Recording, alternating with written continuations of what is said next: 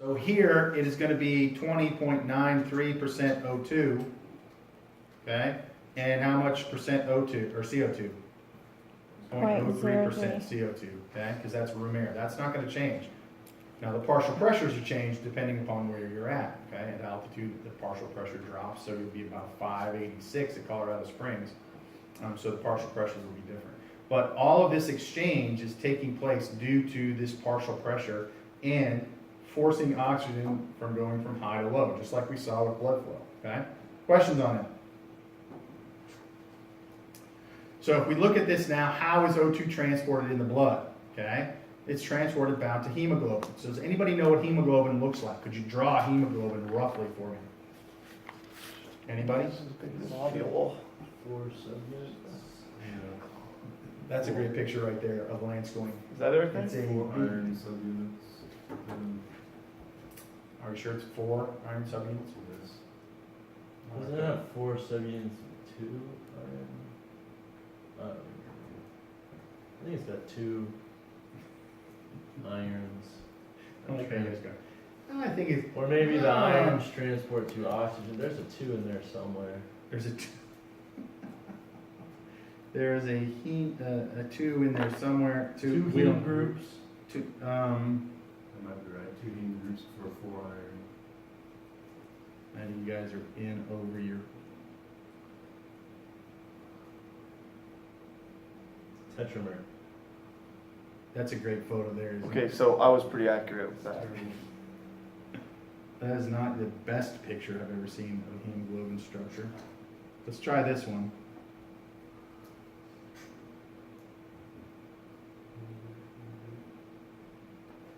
That's 4 iron.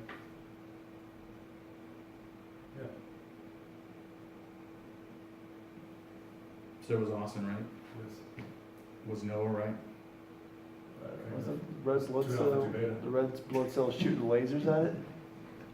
No, I don't think it's shooting lasers in it. So 4 globules with 4 iron in there, and so oxygen binds to that. This is what Lance was trying to draw here in his picture. It looks like this. So that was pretty accurate at that point. But this is what it would look like in regards to the protein folds and structures of hemoglobin. But basically what's happening is we are, if we were to look at this, let's go back here. And so here is what Austin is talking about. So each one of these chains, there's 2 beta, 2 alpha chains, is surrounded by a heme molecule or oxygen molecule that allows it to bind that. And so when you have low iron in your blood, what happens? Low oxygen. You become, what's it called? Anemic. Anemic, because now you're affecting your ability to transport oxygen in the blood, okay? So you don't have enough hemoglobin in there, okay? And so how do we test how much carrying capacity you have? What's a way we would do? We have a non-invasive way to do that. You guys probably, if you've ever been in the doctor's office or been in the emergency room lately, they may have put it on you. It's the only time that you'll be able to flip me off. Anybody had that on their finger when they went to the doctor? Okay. What's it called? I know that it's shone a laser through it, and basically just seeing how much refractory comes back. That's exactly right. It's O2 saturation. Your O2 sats. What it's looking at is how much oxygen is bound to hemoglobin, okay? And what do you want to have? A high saturation or a low saturation? High. You want as much oxygen bound to hemoglobin as you can so that you can deliver it to the tissues. If you don't have that, you're going to have a difficulty getting oxygen there. So what's a bad O2 sat? When the 50's really bad. So they start to be concerned about it when you get in the 80s, okay? So you want to be 98, 99. If you start dropping down into the 80s, then you're going to have some problems delivering O2 to tissues that you need to. So oxyhemoglobin is a term that describes when hemoglobin is bound to oxygen, okay? And deoxyhemoglobin is when it's not bound, okay? So that's easy enough to remember, right?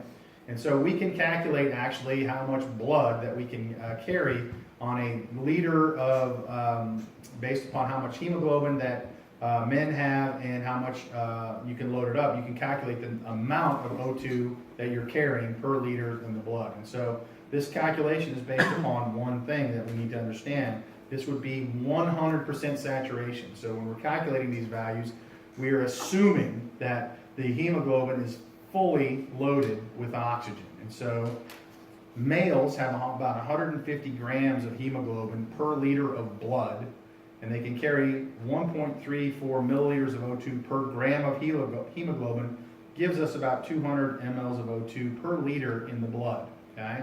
Females a little lower because they have lower hemoglobin values, so they're 130 grams of hemoglobin in the blood, depending upon the average size of the individual. Larger females will have more, just as larger males will have more. These are average values.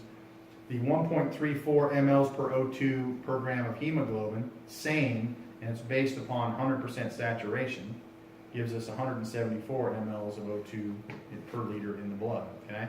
So that's the absolute amount of O2 that we're carrying in the blood with 100% hemoglobin saturation, okay? So, hemoglobin dissociation curve. I think Dr. Murphy had you guys draw this, did you not? Does anybody I remember? have no idea. Sigmoidal. The question was, did Dr. Murphy have you draw this in class? So the correct answer is not sigmoidal. I think that question would have been, yes, she did, or no, she did not, as opposed to going, just blurting out sigmoidal. Sigmoidal! Thank you, Rain Man. Okay, so we're going to look at the oxyhemoglobin dissociation curve. Okay, and so what does that look like? According to our friend back here, it's sigmoidal. Well, look at this. Guess what? It is. Okay, and so this is a very important curve to understand what's happening with regards to how we unload oxygen. Okay, and so you have percent oxyhemoglobin saturation on the left y-axis, which is over here, ranging from 0 to 100% saturation. Okay. The second y-axis on the right is actually talking about the oxygen content, which we just talked about, okay? And so now we're looking at the milliliters of O2 per 100 mLs of blood. And so now we're not looking at it in the entire circulation, we're only looking at it in a reference to 100 mLs of blood right here, okay? And so that ranges from 0 to 20 depending upon what's going on, okay? This partial pressure of oxygen, we already know what this is, right? So this is, we talked about it, it's nearly the same as what we see here, okay? So the partial pressure was about 96 in the blood here. In this figure, we're calling it about 100, and at the veins, it's about 40, okay?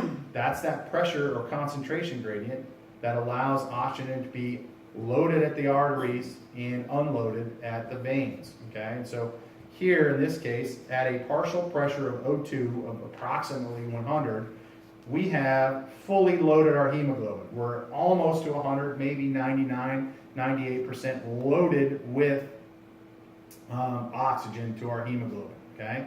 As we travel down to the veins, okay, we then drop to a partial pressure of 40 where we offload the oxygen. So the good news is we went from 20 to about 15, okay, indicating that we're unloading about 5 mLs of O2 per 100 mLs of blood to the tissue, okay, and then our saturation drops to about 75%, okay, so which makes sense. If 100% is fully loaded hemoglobin and we just dropped off 5 mLs of O2 per 100 mLs of blood, our percent is going to drop down to about 75 at the tissue level, okay? So the question is do we unload all of the oxygen when we have, does it drop to 0? No, we still are carrying 15 mLs of O2 per 100 mLs of blood back to the lungs. We're not using it. We're only dropping off 5. That's at rest. That's at rest. That's exactly right. So at exercise, now we have the ability to drop more off, right? And we're talking about that AVO2 difference in the cardiovascular system. So at rest, this is how we would be using the partial pressures of oxygen at the arterial side and the venous side to unload 5 mLs of O2 per 100 mLs of blood, or desaturating the hemoglobin from 100% to about 75%, okay? So now, there's things that change that. So let's go back to this slide, okay? So the direction of the reaction depends on PO2 of the blood and the affinity for hemoglobin and oxygen. So hemoglobin likes oxygen, but it likes something else better. Anybody know what it likes? Carbon monoxide. Really likes carbon monoxide. The problem with carbon monoxide is it doesn't like to let it go. So that's why we have carbon monoxide monitors in our homes now, because once you get carbon monoxide bound to hemoglobin, it's hard to get it off. And so how do you do that? How do you get carbon monoxide off of hemoglobin? This process is cleaning the liver. Or what else could you do? Would it be, high amounts of oxygen? And how would you push oxygen into the blood? High pressure. Higher pressure, so where would you go? Hospital. To a what? Hyperbaric chamber. So you guys have mentioned it. Is so a hyperbaric chamber is like what? 100% oxygen. And high pressure system. I'm not even sure who's calling me here. It's like a submarine. So a submarine drops below into the ocean. It creates a higher pressure than what we have at sea level. And so basically, there is a hyperbaric chamber at the Institute for Exercise and Environmental Medicine, where they treat people with carbon monoxide poisoning. What else will they treat them for? Nitrogen sickness. You can do the bends. That would be, if you got somebody that had nitrogen, you could bring them back up and raise them slower up, so that if the bends is a problem when you come up too fast, then you have nitrogen in your blood, so you want to bring them up slowly. But why would you want to push oxygen into places? What would be another thing? Something's wrong with you. Could be something wrong with you. Even wound care is actually a place where a lot of hyperbaric stuff is being done now, because it pushes O2 into wounds and speeds up the recovery. You're exactly right. And so what they will do is they'll bring in patients. A lot of them have diabetic foot wounds or ulcers, or if it's an emergency, they may bring in a carbon monoxide individual. Dr. Nowitzki was started doing like to recover from his fractures Really? faster, yeah. Does it work? Allegedly. Because if you're saturating like 99%.